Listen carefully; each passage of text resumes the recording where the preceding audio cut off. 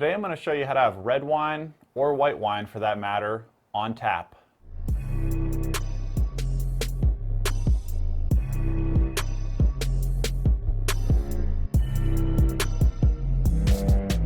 If you like winemaking videos like these, make sure to click the little subscribe button below and swing by my website, smartwinemaking.com. The first thing we're going to do is go over the equipment needed to have a wine in a keg so you can serve it on tap. And this is going to be a little bit different than serving a beer out of a keg because we don't want it to be sparkling. We want it to be a still wine rather than, I've showed you in the past how to do like a sparkling wine or a champagne style wine. Now, once we've gone ahead and figured out all the equipment needed, we'll go into the other room and we're going to keg a wine. The first thing you're going to need is some sort of keg. So these are corny kegs, they're called. And these are basically what the soda companies use to store their syrup. And there's two kinds. There's ball lock and there's pin lock. I use ball lock. Most of the modern aftermarket kegs are going to be ball lock. And there's some advantages to that. They have a nice manual operated pressure relief valve. The fittings on the outlet and the inlet are the same, so you can switch them if you want to. Say you clog the outlet line with some sediment or something, you can bubble that backwards through the outlet pretty easily. But otherwise, there's really not going to be a lot of difference in terms of functionality between these two kinds of kegs. This size here, this is 2.5 gallons, and these you really can only get in the aftermarket. They didn't really have 2.5 gallon kegs at the fountain drink machines. But I really love this size for kegging a wine because you can keg half of a carboy and bottle the other. So if you want to go somewhere, you can bring it in bottle, or if you want to have some at home, you can have some in keg. Now the more common size of a corny keg, and this one's full so it's heavy, is this 5 gallon size. And I'm sure you guys all recognize this. Any home brewer is going to have some of these laying around once they get a little deeper into the hobby. The next thing you're going to need is a gas to push that wine. So I like to use argon. You can also use nitrogen. You don't want to use CO2. The reason you don't want to use CO2 is that it's really very soluble in wine. So it'll easily just kind of make that wine a little bit effervescent. Argon and nitrogen, they're both inert. Argon's heavier, but it's also a little bit more expensive. But you're just not using very much of it. So you're not going to spend a lot of money in argon.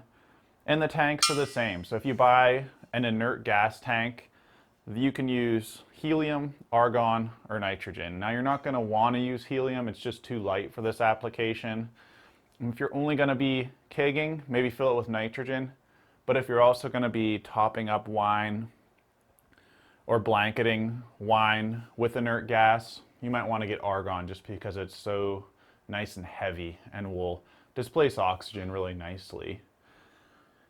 In addition to the tank, you're going to need a regulator.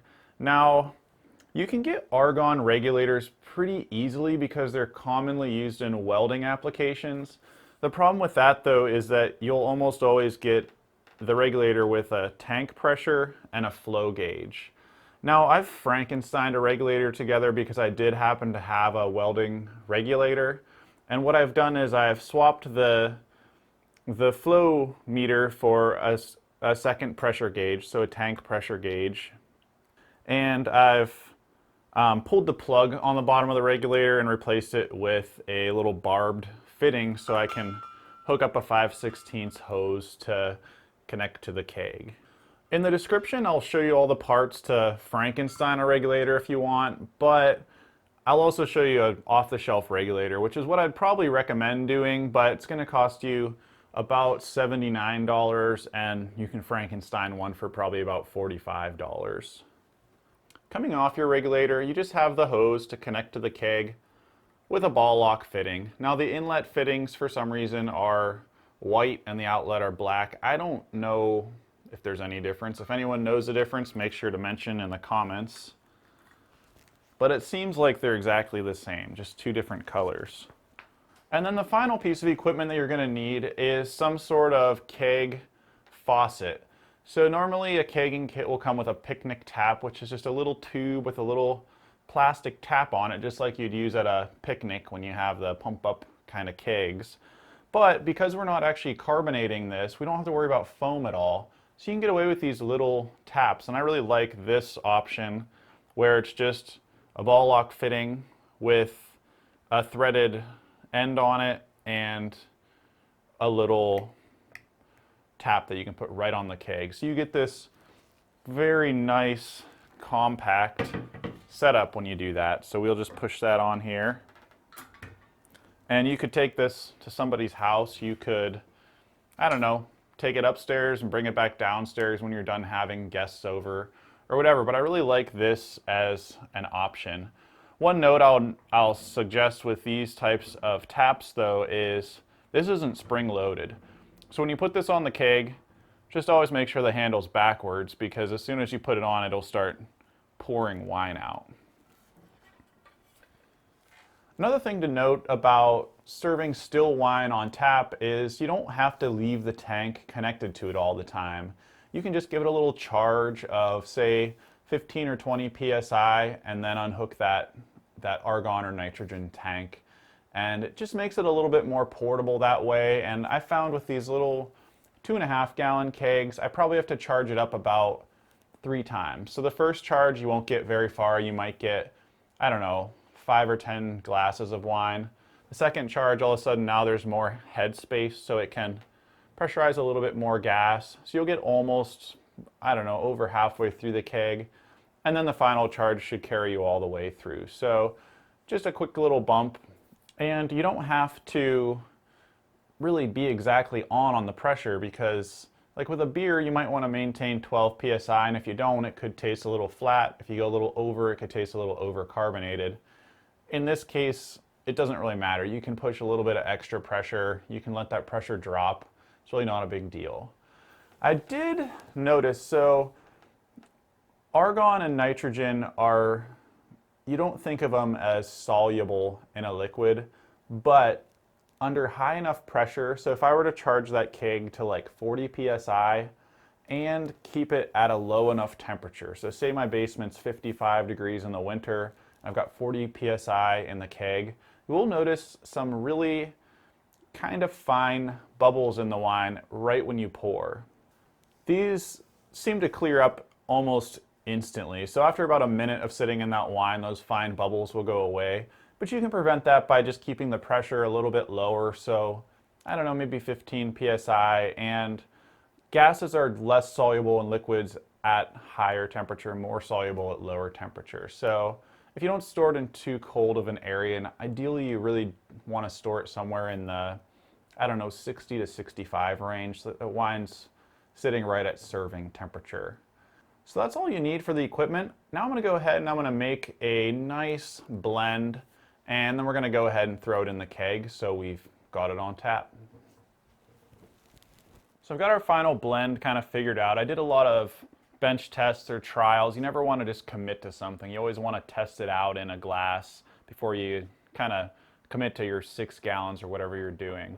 But what we ended up with is about 40% Cabernet Sauvignon from California, 20% Merlot, 15% Zinfandel from Lodi, and to round it all out, I added 25% Chancellor. And the reason I chose those wines, the Merlot was really, had really strong fruit, really good acid.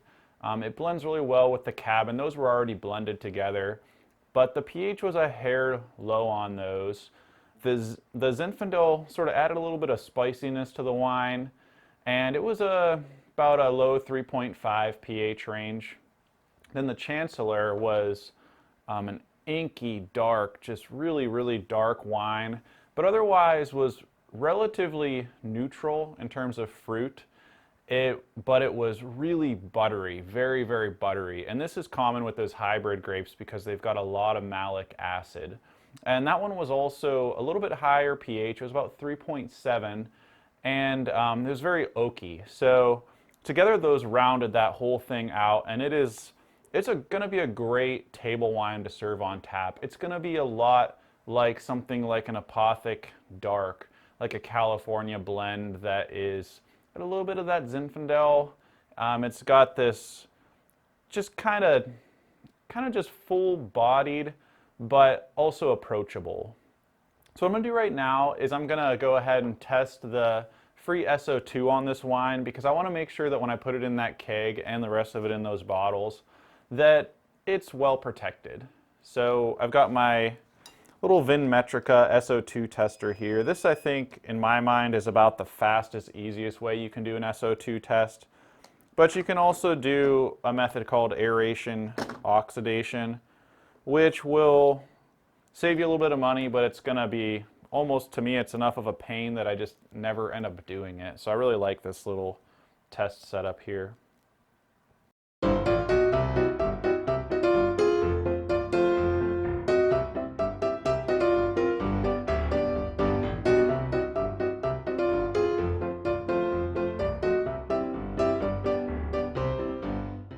We used about 2 milliliters of the titrant here, which when you run the calculation comes out to about 40 parts per million free SO2, which at our pH of 3.55, I'm very, very happy with that number. If you want a chart on that, I've got a much more in-depth article on my website, or I've got a video on that.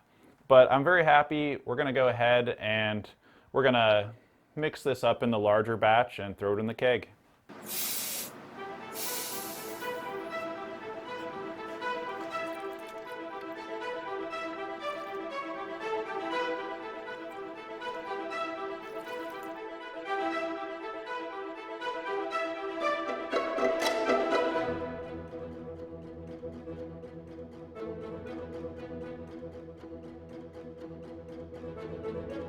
Got the wine all blended up in the 6-gallon bucket here, and man, is this going to be a good wine. I blanketed the bucket with Argon because if you've got inert gas, you might as well use it in this case. And what I'm going to do is I'm going to give just a little blanket of Argon in the keg before we rack it. And we're just going to rack it right into the keg here. I'm going to fill it about an inch from the top. So we'll go ahead and we'll do that.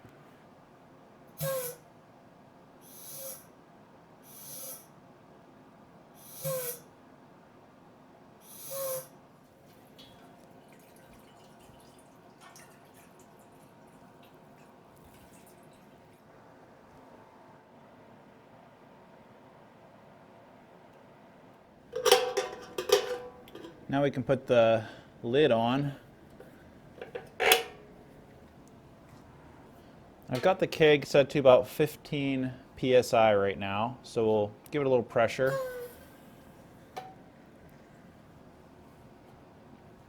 And then this is an really important step.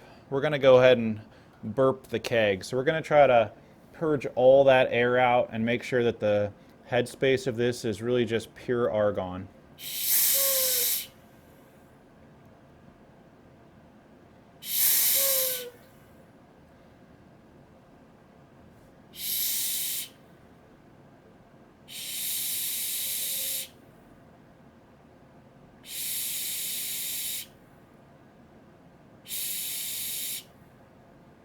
All right, that ought to be good, and now the keg's primed and ready to go. I can go ahead and pull the pressure line off here and pour ourselves a glass. That's it for today's video. I hope this was really helpful for you. Now you've got wine on tap. Now when you first pour this, it could come out a little bit fast right from the start because you've really got no head space, nothing to kind of absorb that pressure, and you're starting out with a little bit of a high pressure. But man, is it great to have wine on tap. Everything you saw in this video today, you can find in the video description. I hope this was really helpful for you. And if you do end up trying this out or you do have any questions, make sure to post in the comments below. Thanks for watching.